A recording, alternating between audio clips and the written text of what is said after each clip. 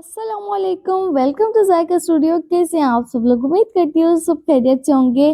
जैसे कि रमज़ान करीब है और आपको ये समोसा पट्टी, रोल पट्टी या मांडा पट्टी जो भी कहते हैं घर में बनाने आनी चाहिए। लेकिन जब नॉर्मली लोग घर पे बनाते हैं तो ये पतली नहीं बन पाती, मोटी बन जाती है, जिस वजह से ये क्रिस्पी नहीं हो पाती, पत्थर जैसी हो जाती है जब इसे पकाते हैं।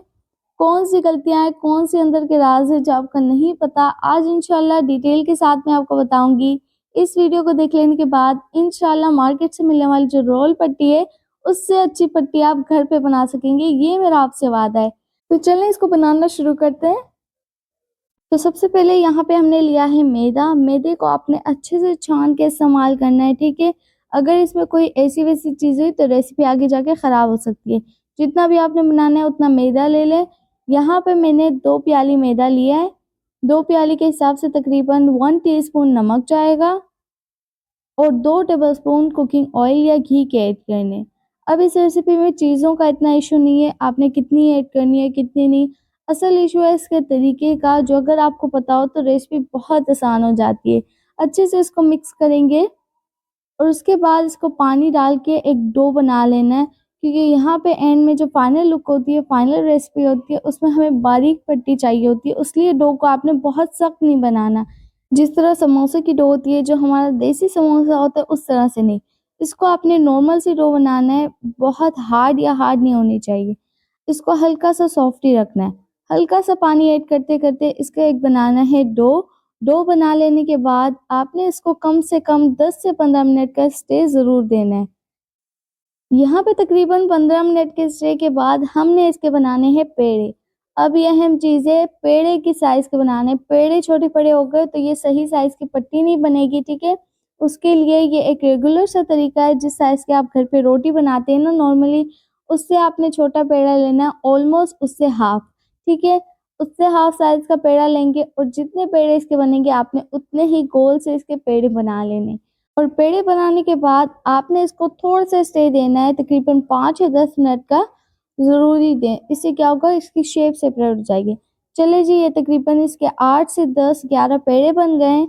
अब मैं आपको बताती हूँ कि प्रोसीजर क्या है, जिस वजह से ये सही बारीक-बारीक पट्टियाँ बनेंगी। और याद रखिएगा, जब पट्टी आपसे बारीक बन गई तभी वो क्रिस्पी होगी, ठीक है?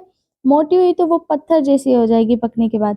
खुशका लगा लेंगे और उसके बाद आपने इसको बेल लेना है। यहाँ पे आपने इसको बिल्कुल बारीक नहीं बेलना, नॉर्मल सा इसको बेल लेंगे। यहाँ पे आपको कोई ख़ास मेहनत करने की ज़रूरत नहीं है।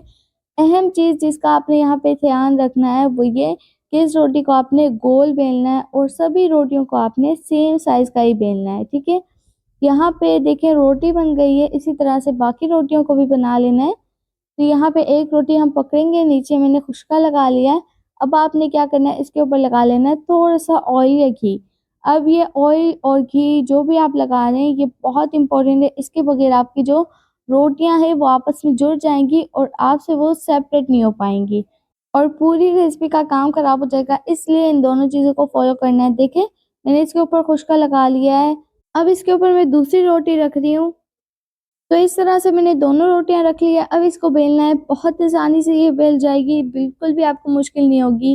और इसकी मोटाई आपने कितनी रखनी है, इसकी मोटाई आपने इतनी रखनी है जितनी हम जो नॉर्मल रोटी बनाते हैं ना, उतनी ही आपने रखनी है, क्योंकि ये 2 ही रोटियाँ हैं, ज़्यादा नहीं है। और अगर आप 2 से ज़्यादा जैसे 5 या 6 हो गई, ये साथ में रोटियाँ बनाते हैं तो फिर वो अलहदा उनको करना मुश्किल हो जाता है, वो सेपरेट नहीं हो पाती। तो इसलिए मैं आपको ईज़ी मेथड बता रही हूँ। ये देखिए रोटी हमने बेल ली है। अब यहाँ पे भी एक अहम चीज़ है, जब आपने इसको तवे पे पकाना है तो फ्लेम हाई नहीं होनी चाहिए। जिस तरह से हम पराठे बनाते हैं, ठीक है? उससे क्या होगा कि रोटी जल जाएगी और काम ख़राब हो जाएगा।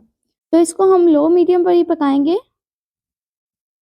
तो यहाँ पे हमने दोनों साइड को पलट-पलट के पकाना है ताकि इवनली एक जैसे पके। तो यहाँ पे जैसे ही आप इसको पकाते जाएँगे, ये साइड्स इसके अलग होने शुरू हो जाएँगे, ये खुद ब खुद सेपरेट होने लग जाएगा। आपको कोई मेहनत करने की ज़रूरत नहीं है, क्योंकि हमने सारे रूल्स फ़ॉलो किए हैं। ऑयल लगाया है, खुशका लगाया है, बहुत ही ईज़िली ये सेपरेट हो जाएगी।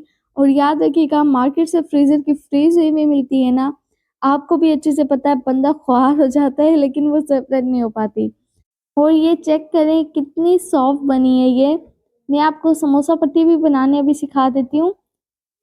अब इसकी कटिंग ये है कि आपने एक स्केल ले लेना है, ये एक ट्रिक है जो कि मैं यूज़ करती हूँ, आप भी यूज़ कर सकते हैं, बहुत इससे ईज़ी हो जाता है।